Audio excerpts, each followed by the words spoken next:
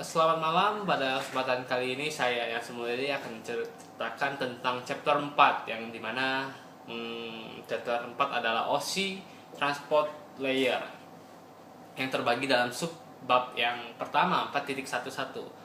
Dalam 4.1 ada Rules of Transport Layer.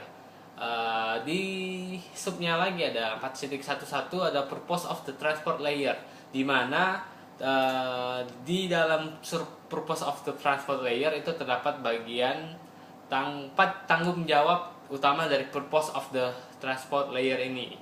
Yang pertama adalah tracking individual conversation, yang dimaksud setiap host mungkin memiliki beberapa aplikasi yang berkomunikasi melalui jaringan.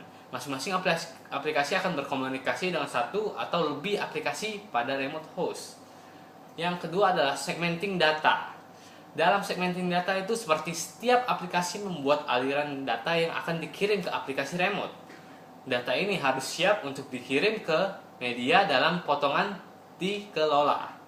Di dalam lapisan transport, protokol menggambarkan layanan segmen bawah data ini dari lapisan aplikasi. Yang ketiga adalah resembling segment.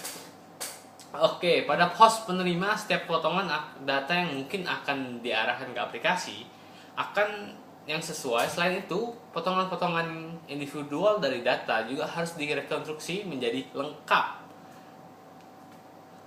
Yang keempat ada identifying the application. Dalam rangka untuk lulus stream data ke aplikasi yang tepat, lapisan transport harus mengidentifikasi aplikasi target untuk mencapai hal ini. Lapisan transport memberikan sebuah aplikasi identifier protokol atau TCP/IP menyebut identifier ini nomor port.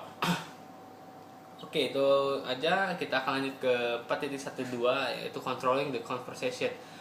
Fungsi utama dalam controlling the conversation yang ditetapkan oleh semua protokol lapisan transport meliputi segmentasi dan resembling. Kebanyakan jaringan memiliki keterbatasan pada jumlah data yang dapat dimasukkan dalam sebuah PDU tunggal. Untuk selanjutnya ada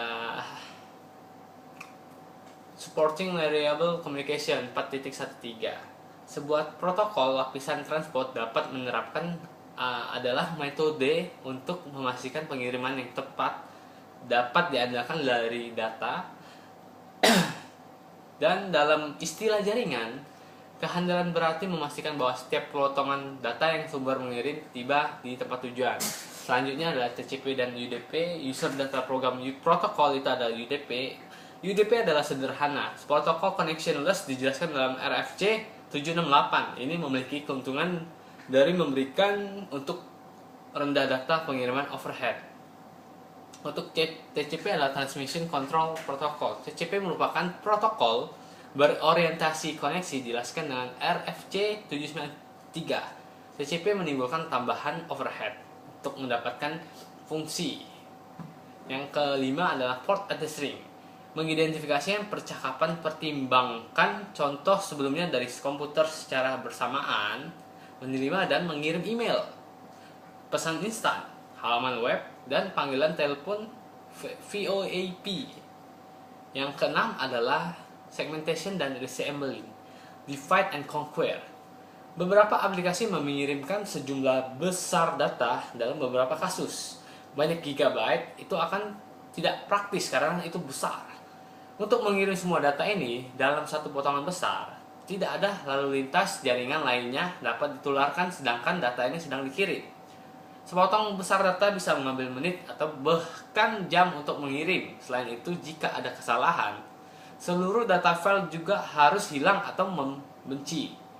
Perangkat jaringan tidak akan memiliki buffer memori yang cukup besar untuk menyimpan banyak data ini ketika sedang dikirim atau diterima.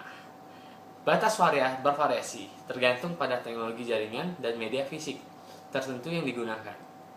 Membagi data aplikasi ke potongan kedua memastikan bahwa data yang ditransmisikan dalam batas-batas media dan data yang dari aplikasi yang berbeda dapat dimultiplexing ke media. Cukup itu untuk part 1, kita akan lanjutkan nanti. Terima kasih.